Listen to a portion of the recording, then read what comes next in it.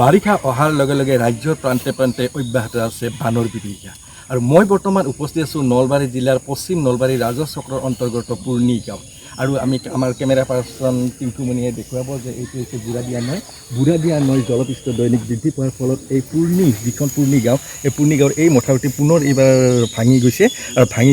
হ'লে পানী সোমাইছে আৰু এইখিনিতে আমি জনাইছোঁ যোৱাবাৰো এই মথাউৰিটি নিৰ্মাণ নকৰিলে জলসম্পদ বিভাগে আৰু ইয়াৰ লগতে পুৰ্ণি গাঁৱৰ লগতে ইয়াত নদৰা আছে বৰবৰা আছে নপাৰা আছে খাটাৰুপীয়া প্ৰাথমিক কেইবাখনো গাঁও জড়িত হৈ আছে এই গাঁও বিস্তীৰ্ণ অঞ্চল প্লাবিত হৈ পৰিছে আৰু যদি এনেদৰে জলপৃষ্ঠ বৃদ্ধি হৈছে পুনৰ আৰু একাংশ গাঁও পুনৰ বানত প্লাবিত হোৱাৰ আশংকা আছে ইতিমধ্যে পশুধনসমূহ নিৰাপদ স্থানত অৱতৰণ অনা হৈছে আৰু আমি দূৰৰ পৰা যদি দেখুৱাব বিচাৰোঁ আমি জুমৰ পৰা আমি দেখুৱাবলৈ বিচাৰিছোঁ যে এনেদৰে তেওঁলোকে পথত আশ্ৰয় শিবিৰ স্থাপন কৰিছে যে এয়া বুঢ়াদিয়া নৈৰ জলপৃষ্ঠ দৈনিক বৃদ্ধি পোৱাৰ ফলত এই মথাউৰিটো পুনৰ ভাঙি গৈছে আৰু ভাঙি গৈ এইদৰে তেওঁলোকে বানৰ বিভীষিকাৰ সৃষ্টি হৈছে যে আপুনি এই গাঁৱত ইয়াত কিমান গাঁৱৰ লোকে বসবাস কৰে ইয়াতে আপোনাৰ 22 ঘৰ মানুহ টোটেল বাস কৰে হয় যে ইয়াত স্থানীয় বিধায়ক তথা মন্ত্ৰী আছে চন্দ্ৰমোহন পাটোৱাৰী যে তেওঁ ইয়ালৈকে অহা নাই বা মথাউৰি নিৰ্মাণ কৰাৰ কোনো ব্যৱস্থা লোৱা নাই নেকি না ব্যৱস্থা মানে আমিতো তেখেতৰ অহা দেখাই নাই কিমান বছৰৰ পৰা প্লাছ আপোনাৰ মথাউৰিটো কামটো আপোনাৰ মেৰামতি কৰিব আহে যেতিয়া পানী উফন্দি ধৰে নদীত তেতিয়া আহি JCB লগাই ট্ৰেক্টৰ লগাই এইবিলাক খন্দিত হৈ যায় পাছত আপোনাৰ বৰষুণ আহিলে আমাৰ গোটেই ঘৰত মানুহৰ পৰা গৰু ছাগলীলৈকে চববিলাকত থকা সমস্যা হৈ যায় আৰু এতিয়া আজি 4 দিনৰ পৰা ইয়াতে চববিলাক গাঁৱৰ মানুহে বকাই আছে কিন্তু কাৰো কোনো চৰকাৰী বিষয়া আমাৰ চকুত পৰা নাই এতিয়া আমি এনেকুৱা গামোচা পিন্ধি ওলাই আহিছোঁ কিউকি ঘৰত খোৱাৰ কাৰণে ল'ৰা ছোৱালী খোৱাৰ কাৰণে এমুঠি চাউল এপেকেট বিস্কুটো নাই পশুধনবিলাক আশ্ৰয় আপোনাৰ ক'ৰবাত অকণমান ওখ জেগা থাকিলে য'ত মানে চিঙা নাই তাত আৰু কিবা কৰি ৰাখিছোঁ আৰু পাত চাত দি কলপাত দি ধৰক কিবা বাঁহ দি এনেকুৱা ৰখা হৈছে আৰু জলসম্পদ বিভাগৰ বিষয়া কৰ্মচাৰী আহিছে নাই আমিতো কাকো এতিয়ালৈকে দেখা নাই আৰু আপোনাৰ ওলাই যাব নোৱাৰি এতিয়া মানে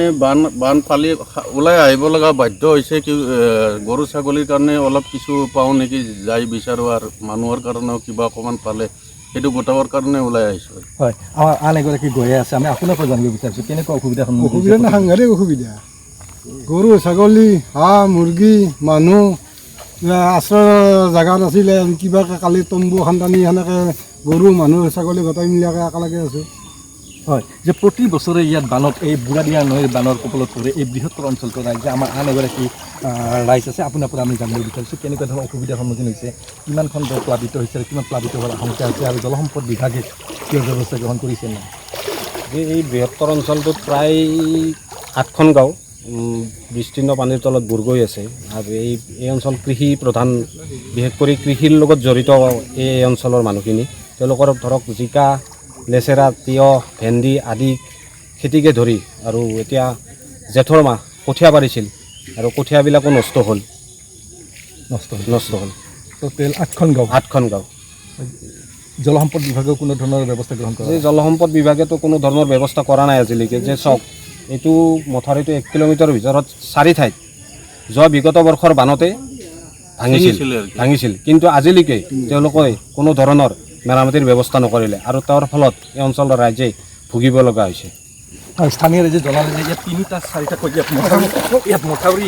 ইয়াত মানে ভাঙি গৈছিল কোনো ব্যৱস্থা গ্ৰহণ কৰা নাই আৰু দেখিবলৈ পোৱা গৈছে যে এনেদৰে বুঢ়াদিয়া নৈৰ দৈনিক জলপৃষ্ঠ বৃদ্ধি পাব ধৰিছে আৰু কেইবাখনো গাঁও ইয়াত পুনৰ বানপানীৰ কবলত পৰাৰ আশংকা আছে